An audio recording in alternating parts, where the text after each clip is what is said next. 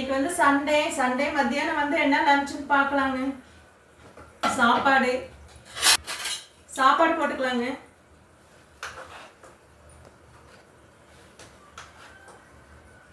Mutton குழம்புங்க.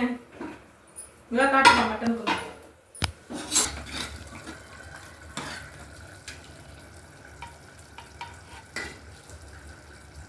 Chicken கிரேவிங்க.